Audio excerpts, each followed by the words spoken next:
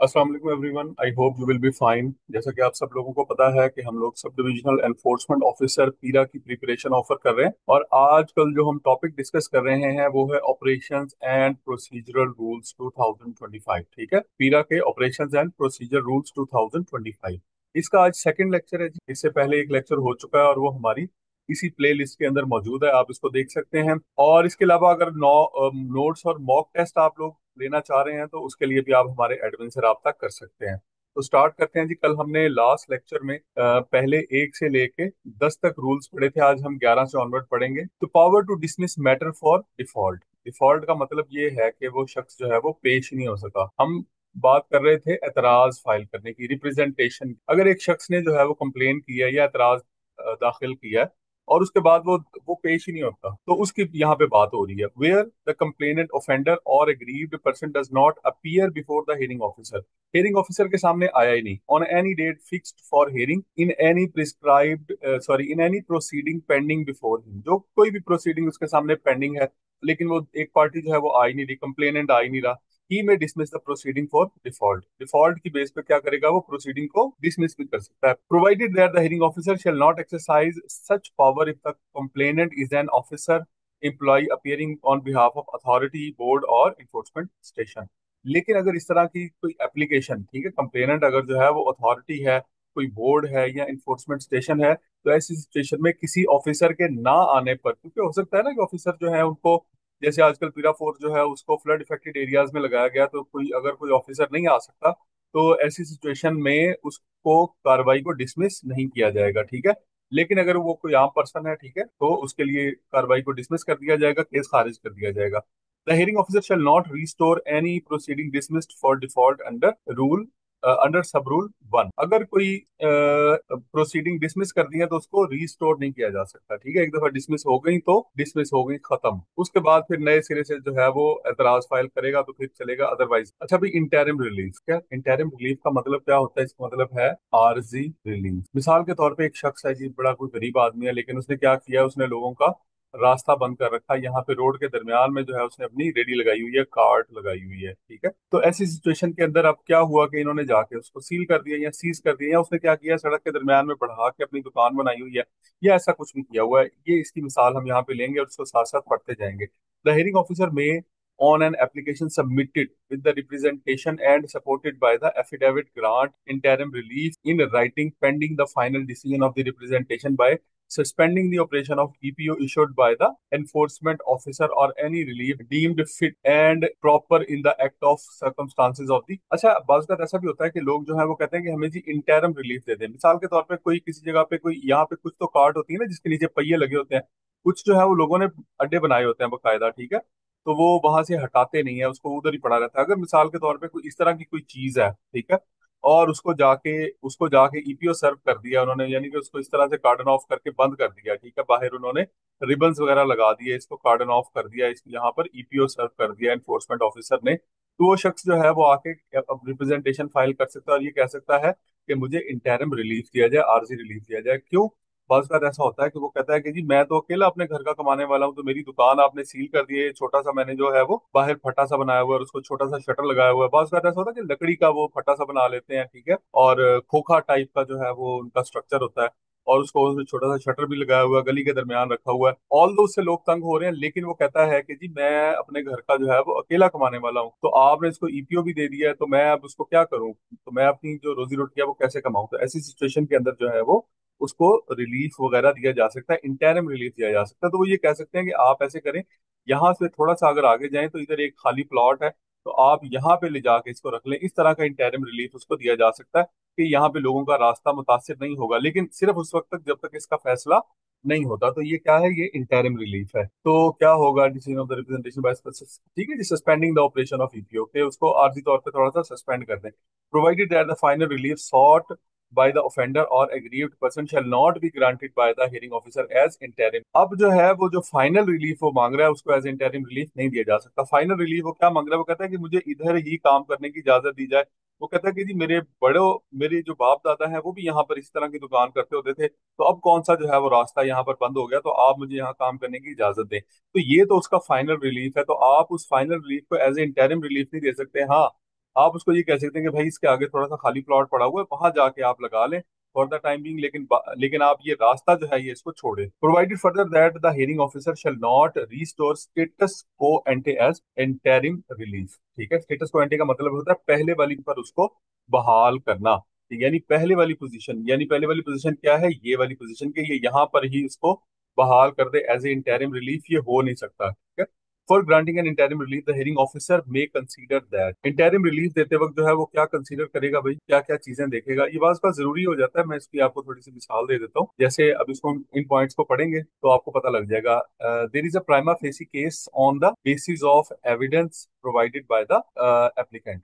Prima facie का मतलब होता है बादियुन नजर में। ठीक है, बज़ाहिर पहली दफा देखने में आपको ये लग रहा है कि वाकई यार ये बंदा बहुत गरीब है और इसके पास जो है वो कोई किसी किस्म के वसाइल मौजूद नहीं है। ठीक है, तो अगर इसका जो है वो काम बंद कर दिया गया तो क्या होगा, तो इसके लिए जो है वो रोजी रोटी का मसला बन जाएगा। दूसरे नंबर पे क्या है, एन इरिपेरेबल और इरिवर्सिबल लॉस और damage occurs in case interim relief not granted. अगर इंटरिम रिलीफ ना दिया गया तो कोई इरिपेरेबल या इरिवर्सिबल लॉस या कोई डैमेज हो जाएगा। बात ऐसा होता है कि लोग जो हैं वो इदारे के सामने आ जाते हैं, इदारे के अंदर जो है पेट्रोल उठा के ले आते हैं और वो कहते हैं कि हम लोग खुदकुशी कर लेंगे। इस तरह की हरकतें भी लोग करते हैं।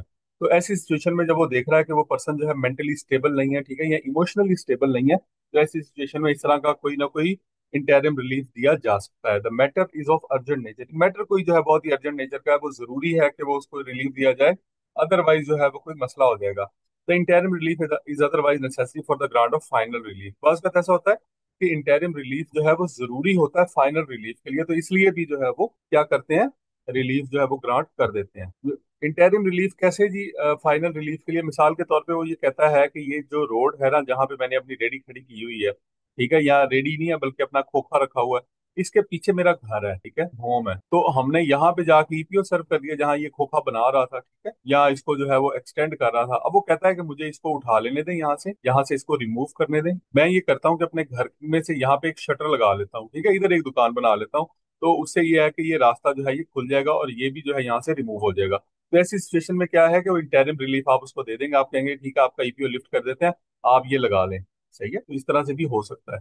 उसके बाद है जी ऑर्डर, नंबर 13 के अंदर क्या आ जाता है, order. An order granting interim relief shall immediately be communicated to the sub divisional enforcement officer. अगर हेयरिंग ऑफिसर कोई भी इंटरिम रिलीफ देता है तो वो उसको एसडीओ को लाजमी बताएगा। अब ऑर्डर की बात क्या है, the hearing officer shall decide the complaint और representation as the case may be by issuing the written order stating reasons of for the decision. अगर कोई ऑर्डर देता है तो वो रिटर्न में देगा। कोई भी कंप्लेन आती है उसके पास, हेयरिंग ऑफिसर के पास, या कोई रिप्रेजेंटेशन, कंप्लेन का मतलब है कोई शिकायत और रिप्रेजेंटेशन का मतलब है एतराज, ठीक है, तो वो क्या करेगा, as a case may be using the return order stating the reasons of for the decision, और फिर वो रिटर्न में उसका ऑर्डर करेगा जो भी इसके ऊपर उसने ऑर्डर किया है, ठीक है, और उसके साथ उसकी रीजन भी लिखेगा कि उसने ये ऑर्डर क्यों किया है। पॉइंट नंबर 2 का कहता है the order shall be provided to the offender. The order shall be provided to the offender को दिया जाएगा या एग्रीव्ड पर्सन को दिया जाएगा, as well as the sub divisional enforcement officer, SDO को भी जो है वो भेज दिया जाएगा, of the concern enforcement station, जो भी इन्फोर्समेंट स्टेशन है उसका जो कंसर्न एसडीओ है उसको भेज दिया जाएगा।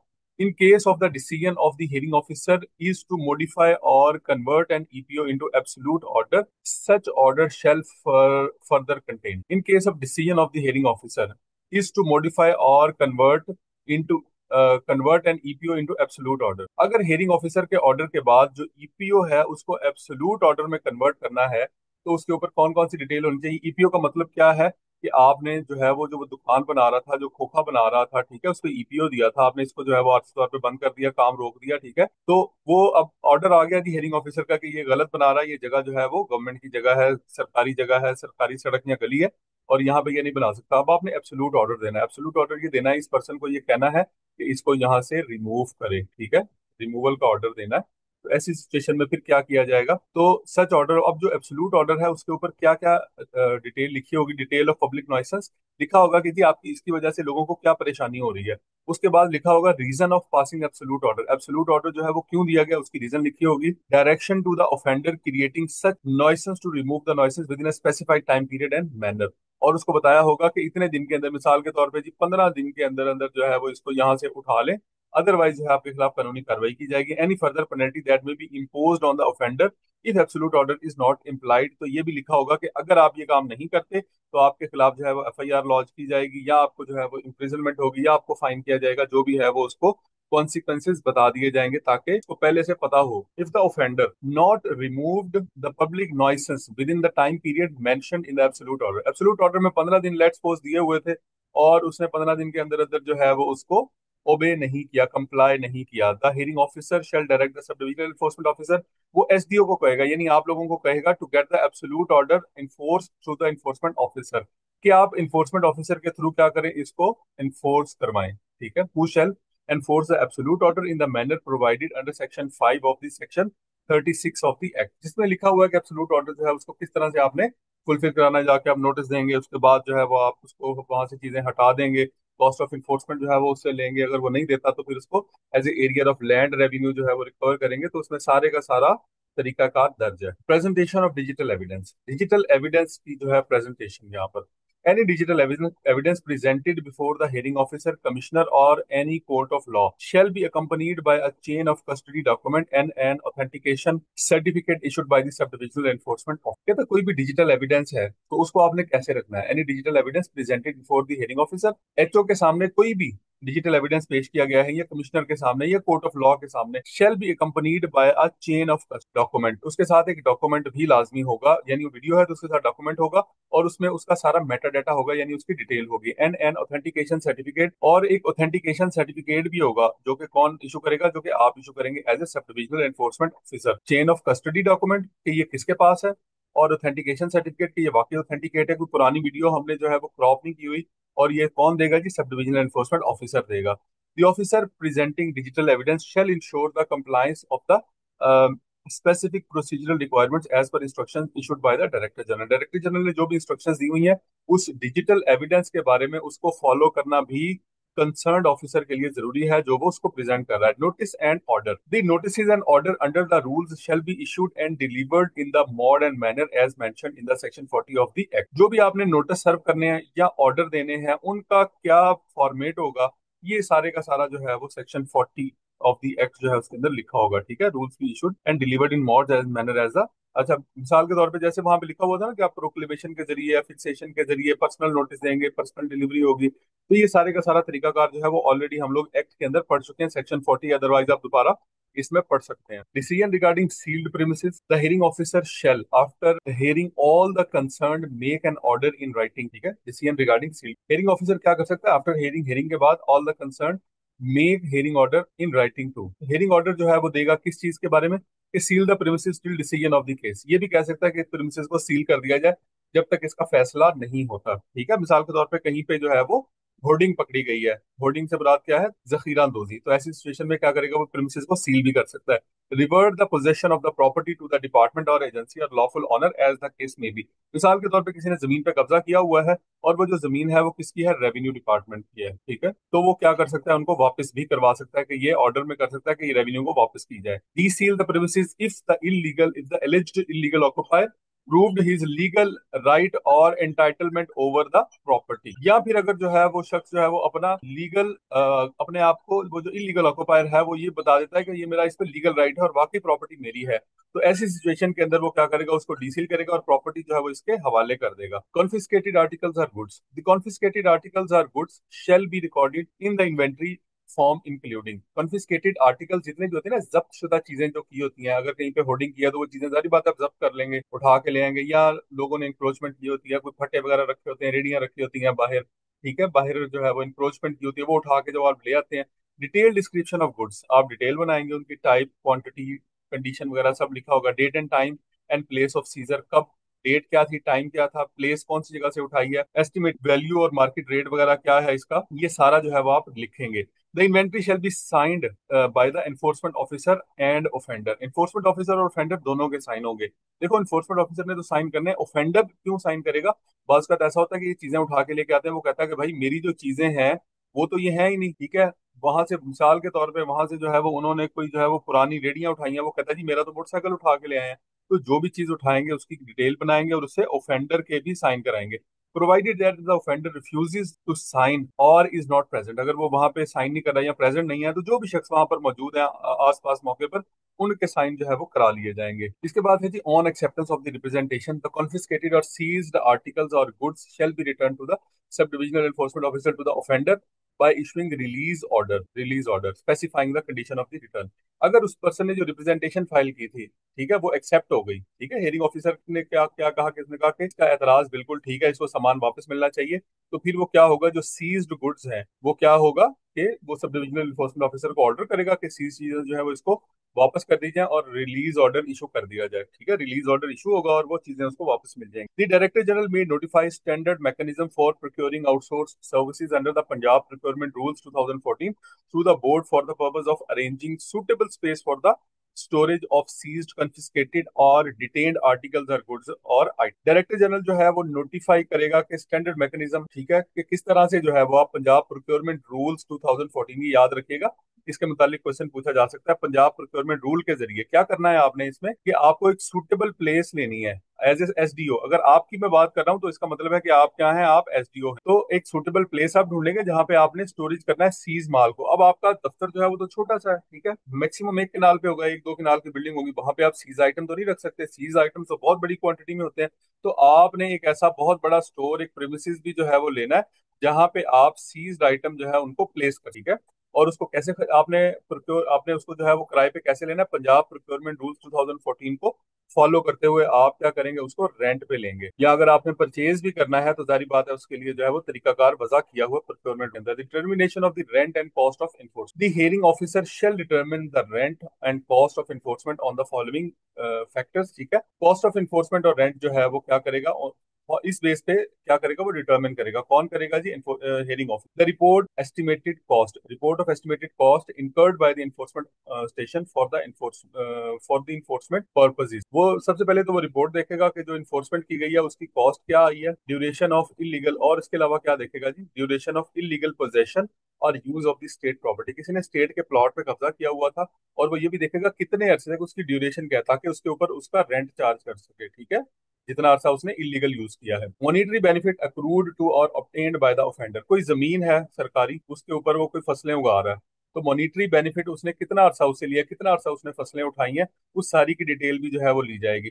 Notified rate of rent of the government और local government in the vicinity where the state property is situated, वहां पे फिर ये देखा जाएगा कि उसका लोकल रेंट क्या है, ठीक है, उस इलाके का। तो और the prevalent market rate of rent, ठीक है, similar building and area in the vicinity where no such rate of has been notified. अगर गवर्नमेंट का रेट वहां पर मौजूद नहीं है तो विसिनिटी में, उसके इर्द गिर्द, विसिनिटी मतलब उसके गिरदो नवाह में, इर्द गिर्द जो है वो क्या रेट चल रहा है उसके मुताबिक क्या करेगा, वो रेंट भी तय कर लेगा। इसका मतलब ये है कि एक तो कॉस्ट ऑफ इन्फोर्समेंट हो गई, रेंट हो गया, इसके अलावा कोई मॉनिटरी बेनिफिट अगर उसने हासिल किया यानी फसलें वगैरह उगाई हैं, तो ये सारे जो है उसको चार्ज करेगा। फिर इसका जो है वो टोटल हो जाएगा, फिर उसको बताएगा कि आपके जो है फॉर एग्जांपल इतने पैसे बनते हैं, तो ये पैसे जो है वो आपको जमा कराने पड़ेंगे। तो ये कॉस्ट ऑफ इन्फोर्समेंट कौन बेयर करेगा, हमने पहले भी पढ़ा था, ये ऑफेंडर बेयर करेगा। इसके बाद है जी पॉइंट नंबर 2 है रूल नंबर 18 में, the report of estimated cost shall be prepared by the enforcement officer. Enforcement officer जो है वो रिपोर्ट बनाता है सबसे पहले, तो हमने पहले भी पढ़ा हुआ है, एक्ट में भी हमने पढ़ा, and verified bye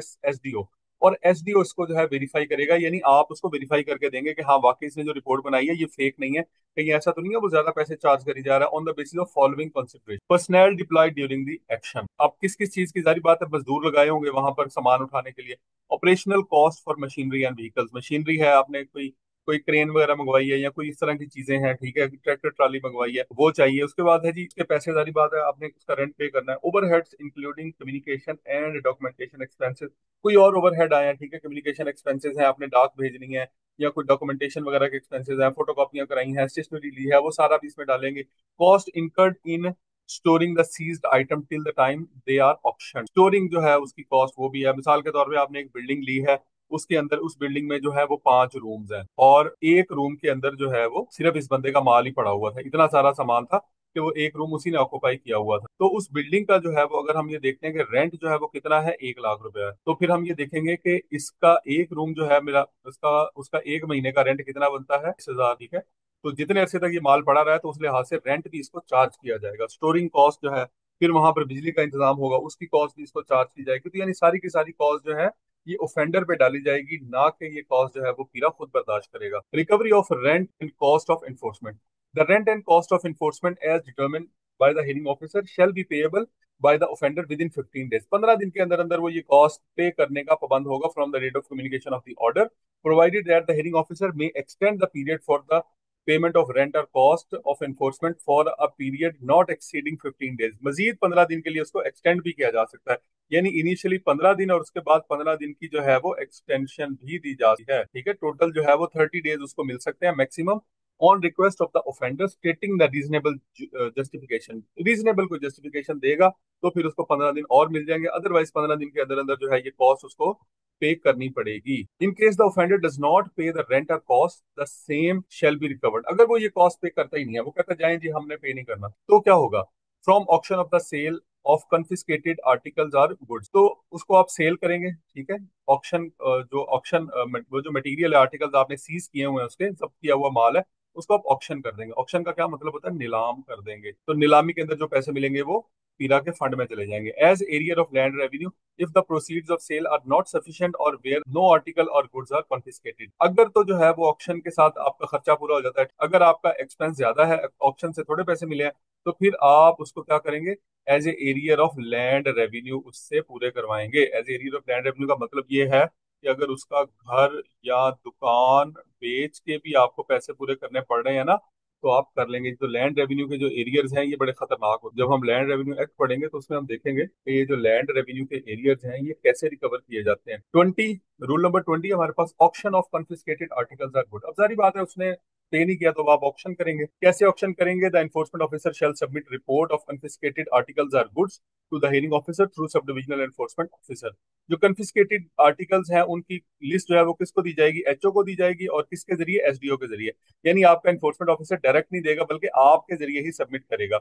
the hearing officer shell recover the rent and cost of enforcement from the public auction of the confiscated articles और गुड्स। तो हियरिंग ऑफिसर क्या करेगा? वो रिकवर करेगा उसको पब्लिक ऑक्शन करके, ठीक है, जो है वो पब्लिक में उसको नीलाम कर देगा।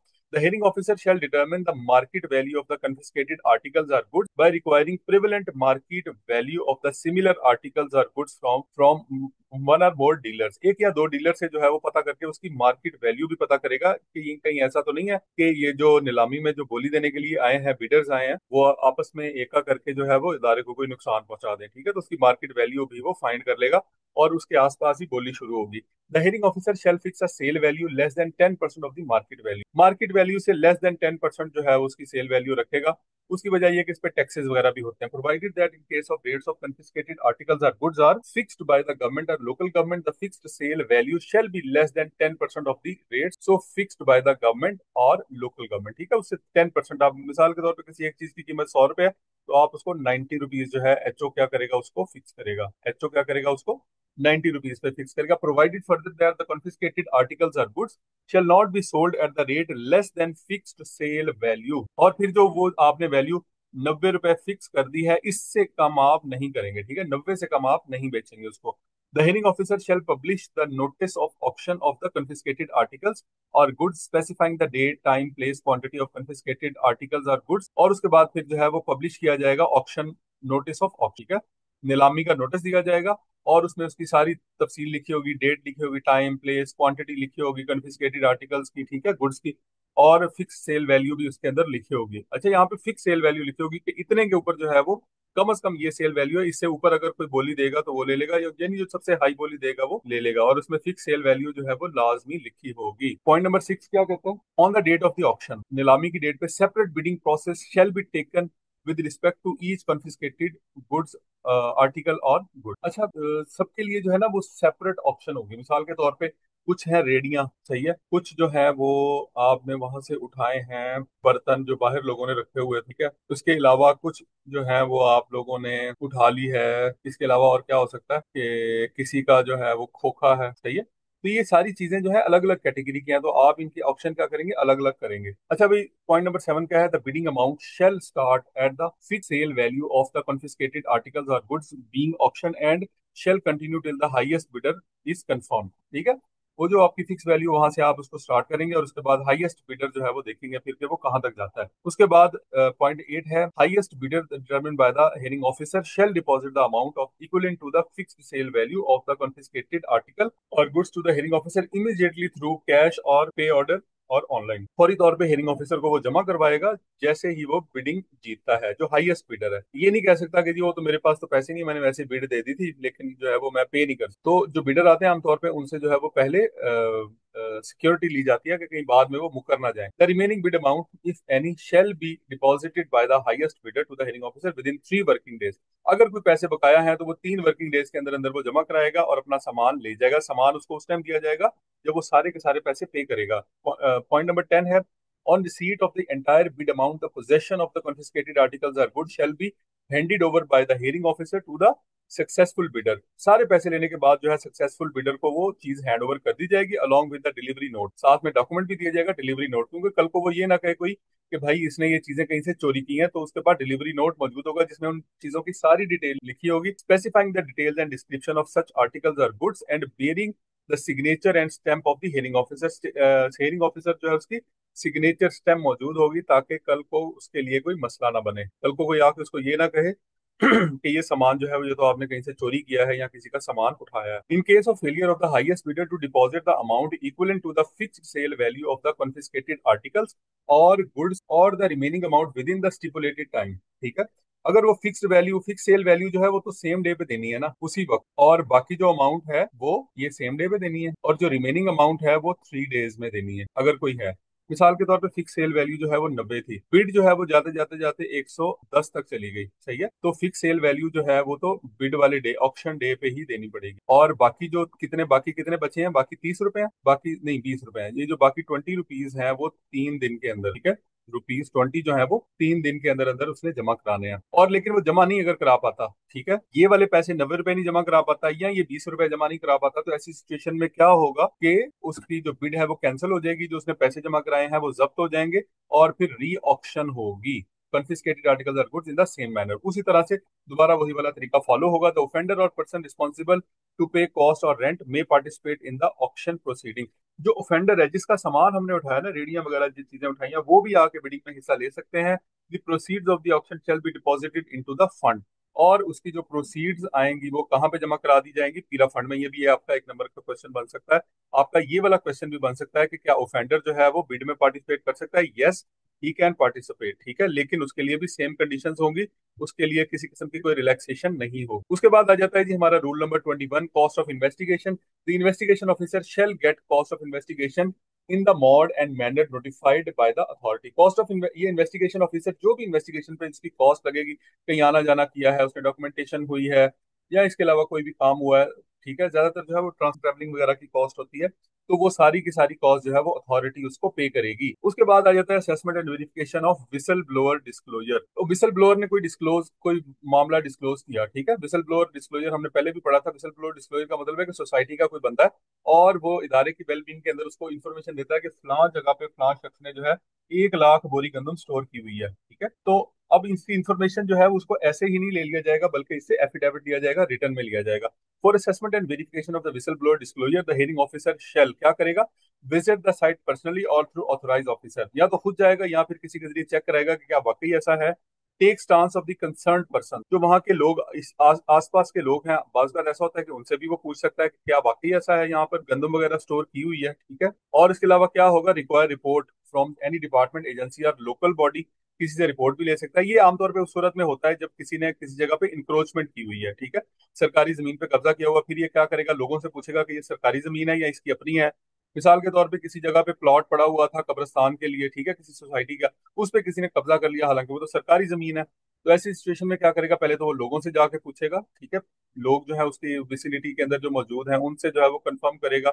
उसके बाद जो है वो रिपोर्ट लेगा, किससे, रेवेन्यू डिपार्टमेंट से, उनसे पूछेगा कि क्या वाकई आपका प्लॉट है या नहीं है। एक other measures to ascertain the facts, और उसके अलावा कोई भी और मैयर जो कि उसको कंफर्म करने के लिए जरूरी है कि वाकई जो विसल ब्लोअर ने जो डिस्क्लोजर किया है वो वाकई ठीक है, या ऐसा नहीं है कि उसने झूठी किसी के खिलाफ कंप्लेन कर दी है। Upon assessment and verification of the on receipt of the written report from the sub-divisional enforcement officer as required under subsection 5 of the section 58 of the act if the hearing officer is satisfied that the information contained in the disclosure is false। अगर उसने ये देखा, अब हमने act में भी पढ़ा था कि फॉल्स इन्फॉर्मेशन अगर वो प्रोवाइड करता है तो उसके खिलाफ कार्रवाई होगी। उसने ये देख लिया, सारा कुछ करके वहां पे उसने विजिट भी कर लिया, उसने जो है वो वहां पे लोगों से भी पूछ लिया, पता लगा कि वो तो उसका अपना प्लॉट है और ये जो इन्फॉर्मेशन है ये फॉल्स है, फ्रिवलेस है या फिर विगेशियस है। फॉल्स यानी गलत है, फ्रिवलेस का मतलब है कि फ्रिवलेस का मतलब है कि इसका मतलब जो है वो गलत होता है, रॉन्ग होता है। उसके बाद विगेशियस का मतलब ऐसा होता है कि उसको किसी को सताने के लिए, तंग करने के लिए कोई इन्फॉर्मेशन दी गई है। He shall issue a show cause notice, वो शो कॉज नोटिस देगा किसको? अब वो विसल ब्लोअर को देगा। Written report submitted by the sub divisional enforcement officer to the person who made such disclosure. ये जो विसल ब्लोअर था, अब जिसने डिस्क्लोजर दिया था, उसको वो शो कॉज देगा कि भाई आए और रीजन बताएं आपने इस तरह की कंप्लेन क्यों की।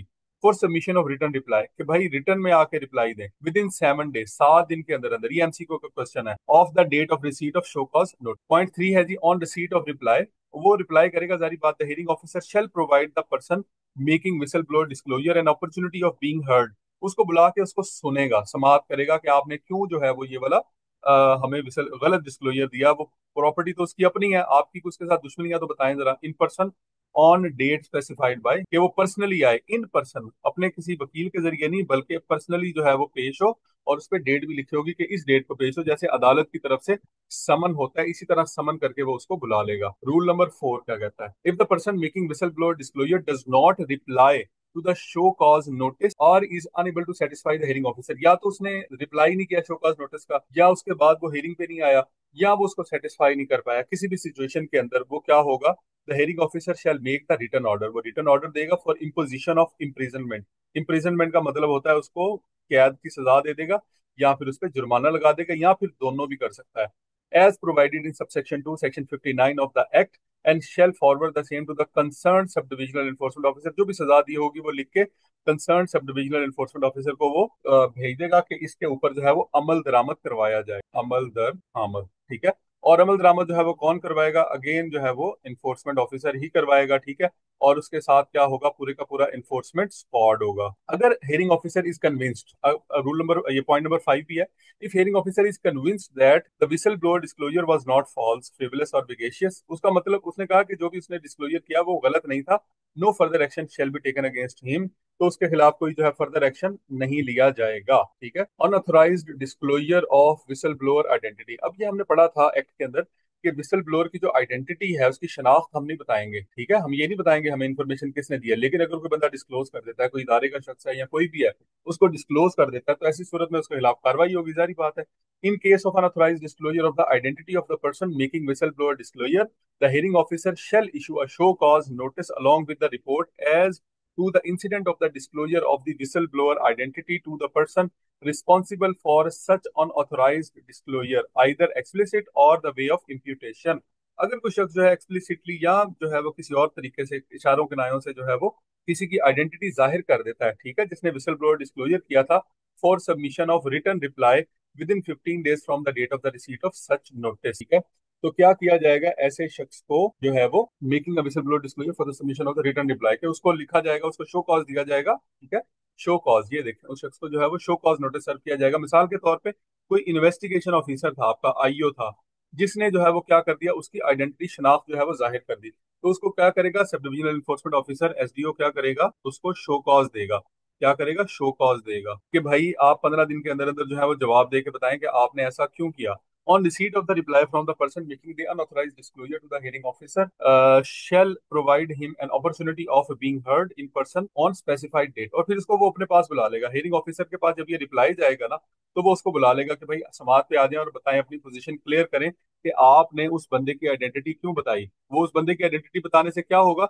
जाहिर बात है, जिसकी कंप्लेन किया वो तो उसके उसके पीछे पड़ जाएगा और उसको कत्ल भी कर सकता है, और उसके कोई सीरियस कॉन्सिक्वेंसेज भी हो सकते हैं, उसकी पिटाई भी कर सकता है या कोई और भी हो सकता है, ठीक है। उसको उसको ब्लैकमेल भी कर सकता है। If the person making unauthorised disclosure does not reply to the show cause, अगर वो शख्स जो है ना वो विसल ब्लोअर डिस्क्लोजर को, वो शो कॉज को रिस्पॉन्ड ही नहीं करता, और is unable to satisfy the hearing officer, या फिर हेयरिंग ऑफिसर को सेटिस्फाई नहीं कर पाता कि इसमें मेरा कोई कसूर नहीं है, the hearing officer shall make recommendation of the imprisonment up to 1 year, 1 साल की इम्प्रिजनमेंट, ठीक है, 1 ईयर इम्प्रिजनमेंट, और या फिर fine up to 100,000 rupees, 1 lakh रुपए का जुर्माना। 1 साल इम्प्रिजनमेंट, या फिर 1 लाख रुपए का जुर्माना, या फिर बोथ। ये सारा कुछ हो सकता है। सही है, इन दोनों में आ रहा है, या फिर ये दोनों भी हो सकते हैं। पॉइंट नंबर 4 क्या कहता है? The person making unauthorised disclosure establishes that he has not disclosed explicitly और by way of imputation the identity of the person who has made the whistleblower disclosure, or that such disclosure was authorized, no further action shall be taken against him। अगर वो शख्स वाकई जो है वो बता देता है कि भाई मैंने नहीं बताया, उसको फलां तरीके से पता लगा है, तो ऐसी सिचुएशन के अंदर हेयरिंग ऑफिसर जो है वो उसको छोड़ देगा, रिलीज कर देगा, उस पर किसी किस्म का, और उस इंक्वायरी को खत्म कर देगा, शो कॉज जो है वो खत्म हो जाएगा, और उसके ऊपर जो है किसी किस्म का एक्शन नहीं किया जाएगा। अब इसके बाद देखें जी, pecuniary limits to impose fine. Pecuniary limits क्या होता है? पिक्यूनियरी कहते हैं फाइनेंशियल को, फाइनेंशियल लिमिट्स है इम्पोज फाइन इम्पोज करने की। जैसे मैंने कहा था कि इन्फोर्समेंट ऑफिसर की लिमिट है कि वो 50,000 तक फाइन कर सकता है, ठीक है। उसके बाद एसडीओ की लिमिट है कि वो 1 लाख तक फाइन कर सकता है। तो ये क्या है? These are pecuniary limits. The pecuniary limits of the employees to impose fine shall be such specified in schedule 1। ये स्केड्यूल 1 के अंदर लिखे हुए हैं। हम जब स्केड्यूल्स को देखेंगे तो उसमें हम लोग इसको पढ़ेंगे। उससे ज्यादा फाइन कोई भी नहीं कर सकता, जो उसकी लिमिट है उसी के अंदर रहना जरूरी है। देन हमारे पास आ जाता है requisition by the enforcement station. The hearing officer shell analyse the requisition sent by the enforcement station under section 20 of the act and forward the same to the board within 3 days receipt of the such requisition। हमने पढ़ा था कि hearing officer जो है वो requisition, ठीक है, अगर इदारे ने कोई रेक्विजिशन सेंड किया, रेक्विजिशन कब सेंड करता है इदारा? जब उसको किसी इदारे की या बोर्ड की जो है वो हेल्प रिक्वायर्ड होती है।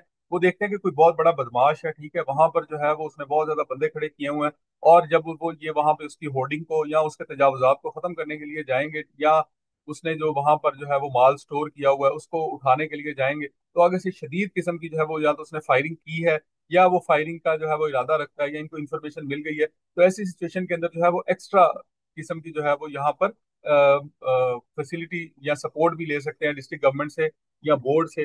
तो बोर्ड जो है वो इनको कहीं और से नफरी मंगवा के दे सकता है, इनको इनके साथ जो है वो रेंजर को तैनात कर सकता है, या कुछ भी कर सकता है, ठीक है। Direct registration of the first information report. First information report FIR जो है उसकी रजिस्ट्रेशन कैसे होगी? लें जी, व्हेन, ये रूल नंबर 26 है, व्हेन द इंफॉर्मेशन और reference of the commission of A cognizable offence. किसी ने अगर कमिट किया है कोई कॉग्निजेबल ऑफेंस, कॉग्निजेबल क्या होता है? काबिले दस्त अंदाजी, काबिले दस्त अंदाज। इसका मतलब होता है ऐसा ऑफेंस जिसपे पुलिस जो है वो डायरेक्टली बंदे को जाके गिरफ्तार कर सकती है, उसको एफआईआर दे सकती है, उसको कोर्ट में रिट फाइल करने की जरूरत नहीं है। Cognizable offence under the act और schedule laws is received by the officer in charge of an enforcement station. In charge कौन है जी? एसडीओ ही होगा, यानी आप ही होंगे फ्रॉम द बोर्ड। बोर्ड से उसको कोई कंप्लेन आती है, हेयरिंग ऑफिसर से कुछ आता है, एनफोर्समेंट ऑफिसर भेजता है, उसके बाद इन्वेस्टिगेशन ऑफिसर या फिर डिपार्टमेंट, या फिर अपने मोशन के ऊपर जो है वो खुद अपनी तरफ से, अगर कोई शख्स जो है वो किसी, उसने उसने देखा कि उसने कोई ऑफेंस जो है वो कमिट कर दिया, तो ऐसी सिचुएशन में क्या होगा? The officer in charge may register FIR as per provision of section 154 of the code। ठीक है, सेक्शन 154 से 154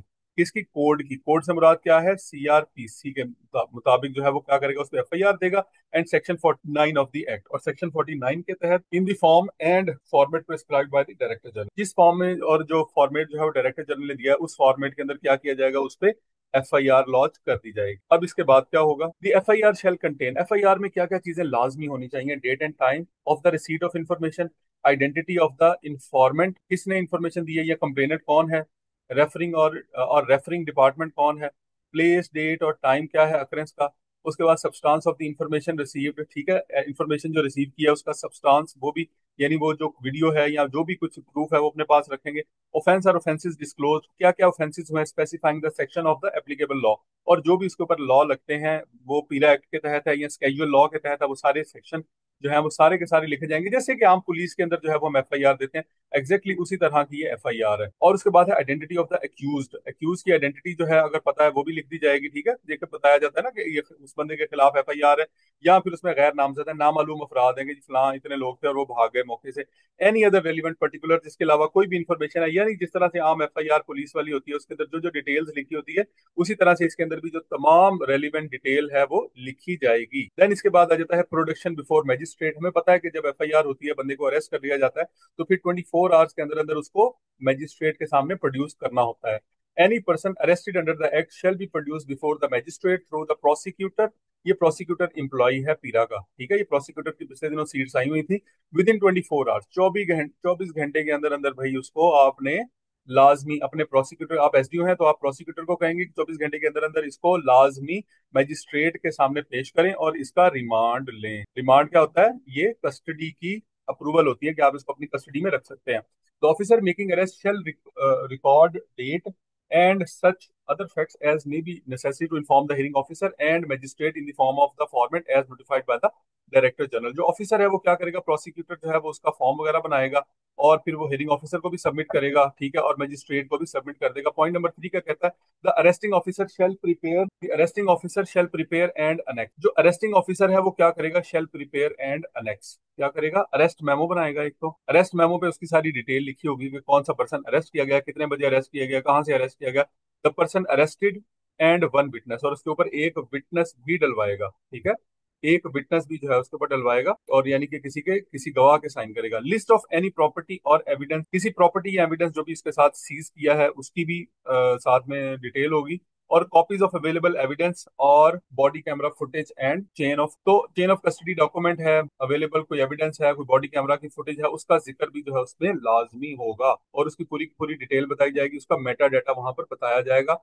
अगर नहीं बताता तो बाद में उसको किसी भी कोर्ट ऑफ लॉ के अंदर, किसी प्रोसीडिंग के अंदर उसको पेश नहीं किया जा सकता। उसके बाद है जी जनरल एप्लीकेबिलिटी क्या है? Unless explicitly varied by these rule. कहता है जी अनलेस एक्सप्लिसिटली वेरीड बाय, अगर एक्सप्लिसिटली कहाँ पे जो है वो इन रूल्स को जो है वो से कोई चीज वेरी करती है, the procedural safeguards of the code shall govern arrest, search, seizure, investigation, trial and appeal etc. under the act unless explicitly varied these। अगर कहता है कि कोड की कोई भी चीज जो है वो वेरी नहीं करती है, जो कि अरेस्ट से मुतालिक है, सर्च से मुतालिक है, सीजर से मुतालिक है वगैरह है, तो उसको हम यहाँ पे इम्प्लीमेंट करेंगे। लेकिन अगर अगर रूल में कुछ और लिखा हुआ है तो फिर हम क्या करेंगे? रूल को फॉलो करेंगे, ठीक है।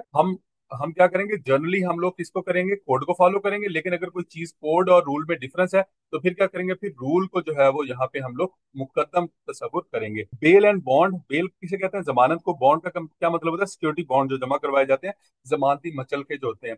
Provisions of code on bail, personal bond and surety shall apply mutus mutandis to arrest made under the act to the extent they are not inconsistent with the act। कहता जो code की provisions है, code मतलब CrPC की जो provision है जो कि बेल से रिलेटेड है या पर्सनल बॉन्ड से रिलेटेड है और श्योरिटी वगैरह से रिलेटेड है, शेल अप्लाई म्यूटिस मुटेंडस। म्यूटिस मुटेंडस का मतलब ये है थोड़ी सी मुनासिब सी जो है वो तब्दीलियों के साथ, थोड़ी तब्दीली के साथ वो वहां पे क्या किया जाएगा? ये यहाँ पर अप्लाई कर दी जाएगी, लेकिन लॉ के साथ, एक्ट के साथ इनकंसिस्टेंट नहीं होनी चाहिए।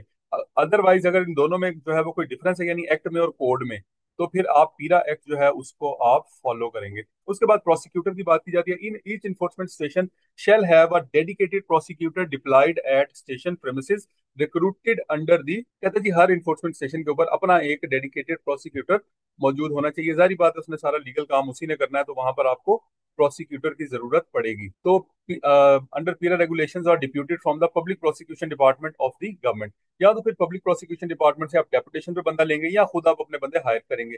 The sub divisional enforcement officer shell determine the offences which may be included in the FIR as per written report submitted by the enforcement officer or the investigation officer or by him as the case may be। अब जो सब divisional enforcement officer है वो क्या करेगा? Shall determine the offence, offence को determine करेगा which may be included in the FIR as per written report submitted by the enforcement officer ने या इन्वेस्टिगेशन ऑफिसर ने जो भी दिया, और उसके अंदर वो क्या करेगा? ऑफेंस को डिटरमिन करेगा। The challan shall be prepared by the investigation officer, investigation officer उसका चालान बनाएगा and forwarded by सब divisional enforcement officer to the magistrate, और वो मैजिस्ट्रेट को भेज दिया जाएगा through the prosecutor।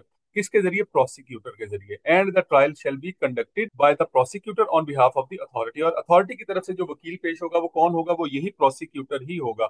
Provided that the prosecutor shall conduct the prosecution of the cases as per guidelines issued by the Director General of or the Director or authority from time to time। जो भी authority जहाँ director या director general time to time जो directions वगैरह उसको पास करते रहेंगे, उसके मुताबिक वो केसों के अंदर पेश होता रहेगा और होने का पाबंद भी है। अब इसके बाद आ जाता है जी prosecutor shall assist the officer of the enforcement station in procuring the warrants for entering, searching and sealing the private property और बिल्डिंग और place from the magistrate. Prosecutor जो है वो कहता है shall assist the office of the enforcement station, वो उनको assist भी करेगा इन प्रोक्योरिंग वारंट्स, अगर उन्होंने किसी के वारंट जो है वो गिरफ्तारी के या सर्च वगैरह के लेने हैं, सर्चिंग के लिए कोई डॉक्यूमेंट चाहिए, सीलिंग के लिए कोई प्राइवेट प्रॉपर्टी के लिए कोई वारंट चाहिए, तो वहां पर वो क्या करेगा, उसमें असिस्ट भी करेगा। और building the place from the magistrate, magistrate के साथ जो भी आमतौर पे कम्युनिकेशन होगी वो किसकी होगी, वो प्रोसिक्यूटर की ही होगी, ठीक है। कोर्ट के दरमियान और इदारे के दरमियान में क्या करेगा, ब्रिज का काम करेगा। Adherence to the buddy system, बच्चों बडी क्या होता है, बडी सिस्टम जो है वो आमतौर पे फौज में पाया जाता है। अभी पिछले दिनों एक मेजर साहब जो है वो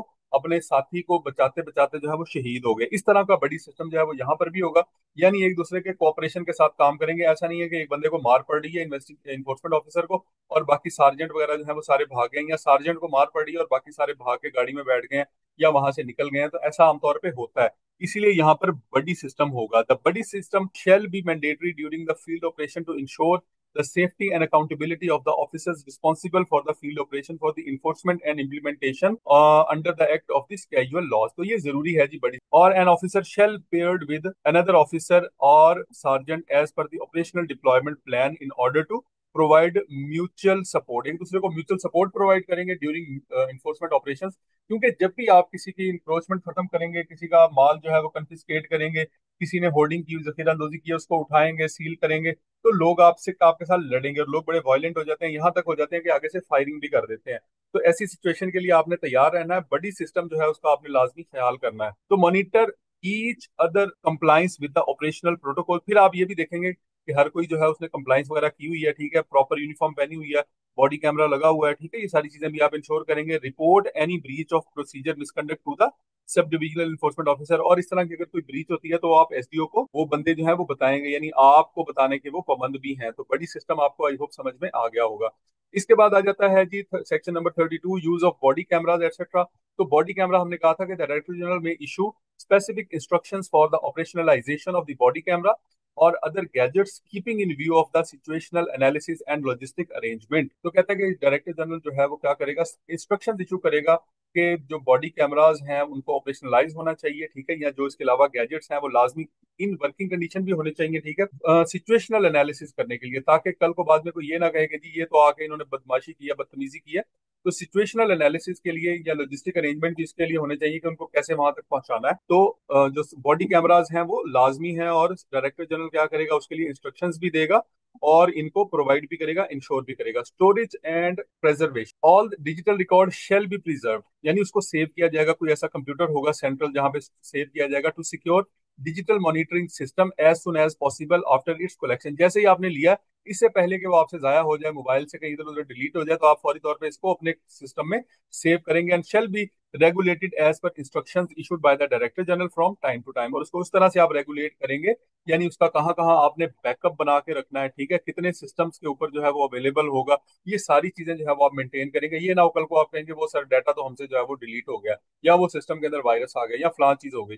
all digital record shall be tagged with Meta data, उसकी डिटेल, मेटा डाटा का मतलब होता है डाटा ऑफ डाटा, यानी उसकी डिटेल, यानी कि डेट क्या है, टाइम क्या है, लोकेशन क्या है, अदर डिटेल्स, ऑफिसर डिटेल किसने लिया, ठीक है, वो फाइल जो है उसका साइज क्या है, इसके अलावा वो सारी इंफॉर्मेशन जो है वो इसके अंदर आपको देनी पड़ेगी। उसके बाद आ जाती है जी बच्चों ट्रेनिंग। हम जो है वो सेक्शन 38 तक पढ़ेंगे, सेक्शन 34 तक हम लोग पहुंच चुके हैं, तो सिर्फ 5 सेक्शन रह गए हैं हमारे। ट्रेनिंग्स क्या है, the director general may arrange trainings on the buddy system, buddy system पे ट्रेनिंग वो देगा उनको, बॉडी कैमरा ऑपरेशन के ऊपर, डिजिटल एविडेंस कैसे लेना है, ठीक है, and for its employ responsible for the field operation, field के जो भी लोग हैं सारे के सारे, यानी इन्फोर्समेंट ऑफिसर है, इन्वेस्टिगेशन ऑफिसर है, एसडीओ है, सबको जो है वो ट्रेनिंग दी जाएगी। And implementation under the act and schedule laws, के किस तरह से जो है वो एक्ट को और स्केड्यूल लॉज को यहाँ पर इंप्लीमेंट करना है। तो ये तो था जी section 34 training, sorry rule number 34 training के बारे में। ये सारे रूल्स हैं बच्चों, अगर मैं कहीं सेक्शन कह जाऊं तो उसको जो है वो आप इग्नोर कर दीजिएगा। उसके बाद रूल नंबर 35 है लोकल हेडमैन एंड चौकीदार for enforcement and regulatory actions. The local headman, headman कहते हैं बच्चों नंबरदार, गांव में होता है ना नंबरदार, और चौकीदार, ये भी जो है वो एक चौकीदार भी हर गांव के अंदर होता है, ठीक है, ये और ये किसका है, ये महकमा माल या रेवेन्यू का बंदा होता है। तो चौकीदार जो है वो क्या करेगा, रेंडर लॉजिस्टिक सपोर्ट, वो लॉजिस्टिक सपोर्ट प्रोवाइड करेगा, सही है। अगर कोई ट्रॉली वगैरह कोई सामान किसी ने रखा हुआ है, कोई एनक्रोचमेंट है, या इसके अलावा किसी ने किसी अपनी जमीनों के ऊपर जो है वो किसी किस्म की होर्डिंग की हुई है, होर्डिंग से बड़ा जखीरा अंदोजी की है, तो लॉजिस्टिक सपोर्ट वो प्रोवाइड करेगा, ठीक है। कोई ट्रैक्टर ट्राली वगैरह चाहिए तो वो अरेंज कर देगा। सर्व नोटिस सर्व करने में वो हेल्प करेगा। Report violation to the nearest enforcement station at earliest, या उसके इलाके में अगर कोई वायलेशन होती है तो वो उसको फौरी तौर पर रिपोर्ट करने का पाबंद है। तो इसका मतलब यह है कि वो ताउन करेगा इदारे के साथ। सिंपल ये है कि गांव के अंदर अगर कोई इस तरह का मामला होता है। रिपोर्टिंग एंड अकाउंटेबिलिटी, ये रूल नंबर 36 है। एनी इरेगुलरिटीज और breaches in the procedure shall report immediately to the authority through the director general. तो कोई भी जो इरेगुलरिटीज हैं या ब्रीचेस हैं, अगर कोई सीरियस किस्म का जो है वो ब्रीच हो रहा है, तो उसको फौरी तौर पे अथॉरिटी को जो है वो बताया जाएगा डायरेक्टर जनरल के जरिए। A monthly compliance report shall be submitted by the concerned SDO to the authority and board. और एक कंप्लायंस मंथली कंप्लायंस रिपोर्ट जो है वो भी इशू की जाएगी, और कि उसमें क्या क्या काम किए हैं, किस किस को, अथॉरिटी को यानी हेड ऑफिस को, और बोर्ड को यानी district enforcement and regulatory board है। यहाँ पे ये बोर्ड से मुराद वो है, अथॉरिटी से मुराद जो है वो हमारा सेंट्रल बोर्ड है। 37 में देखें, enforcement and regulatory coordination. The director general may negotiate and enter into memorandum of understanding with any department or of the government of the or autonomous bodies to achieve purposes of the act with the approval of the authority. उसके बाद ये है कि ये जो आपका director general है वो किसी डिपार्टमेंट के साथ एमओयू भी साइन कर सकता है, मेमोरेंडम ऑफ अंडरस्टैंडिंग, एमओयू के वो इन्फॉर्मेशन हम शेयर करेंगे आपस में। मिसाल के तौर पे रेवेन्यू डिपार्टमेंट के साथ जो है वो कर सकता है कि रेवेन्यू, ताकि उसको पता चल सके कि ये जो लैंड है, तो उनसे उनसे जो है वो कोई लिंक ले सके, कि यहाँ से उसको ऑटोमेटिकली पता लग जाए कि ये लैंड जो है ये किसकी मलकियत में है, ये प्लॉट जो है वो किसकी मलकियत में है, या उसने किसी जमाबंदी को चेक करना है, या उसने किसी ट्रांसफर को जो है वो वैलिडेट करना है, चेक करना है। तो ये सारी चीजें जो है वो इसके लिए क्या कर सकता है, किसी के डिपार्टमेंट के साथ या किसी अथॉरिटी के साथ एमओयू भी साइन कर सकता है। इसी तरह से फॉर्म्स वगैरह, अच्छा डिफरेंट किस्म के फॉर्म्स भी जो है वो इस्तेमाल होने हैं इसमें, ठीक है। जब आपने सीज करना है सामान को, उसका फॉर्म, एब्सोल्यूट ऑर्डर जो है उसका क्या फॉर्मेट होगा। इसी तरह मुख्तलिफ किस्म के फॉर्म्स जो हैं वो यहाँ पे बने होंगे। All proceedings and actions conducted or taken under the rules shall be regulated and maintain in forms, ठीक है। फॉर्म्स की जो है वो उसके ऊपर दिए जाएंगे, कौन से फॉर्म्स। अब ये नहीं है कि हर बंदा अपने ही किस्म का जो फॉर्मेट है वो फॉलो कर रहा है, एक ही तरह का फॉर्मेट होगा, और उस पर इंफॉर्मेशन भी सबने वो पूरी करनी होगी as set out in the schedule 2। Schedule 2 के अंदर फॉर्म्स वगैरह जो है वो उन्होंने दिए हुए हैं। The forms may be revised in terms of clause D of the section 2 of the section 10 of the act. तो इसको जो है वक्तन फवक्तन रिवाइज भी किया जा सकता है, जब इदारे को जरूरत होगी तो वो क्या करेगा, उसको वक्तन फवक्तन रिवाइज भी करता रहेगा। तो ये थे बच्चों आपके सारे के सारे रूल्स जो हमने कवर कर लिए। नेक्स्ट जो लेक्चर है वो हमारा इसका आखिरी लेक्चर होगा, उसके अंदर हम इसका जो स्केड्यूल्स हैं वो डिस्कस करेंगे। तो आज का जो लेक्चर है वो आपको कैसा लगा हमें कमेंट करके जरूर बताइएगा, ठीक है। अगर आपने हमारे चैनल को सब्सक्राइब नहीं किया तो सब्सक्राइब भी कर लें। अगर आपको ये फ्रूटफुल लगता है तो यकीनन इसको सब्सक्राइब करना बनता है, ठीक है। और आपके टेस्ट और इंटरव्यू के लिए बहुत सारी बेस्ट विशेस। अल्लाह हाफ़िज़।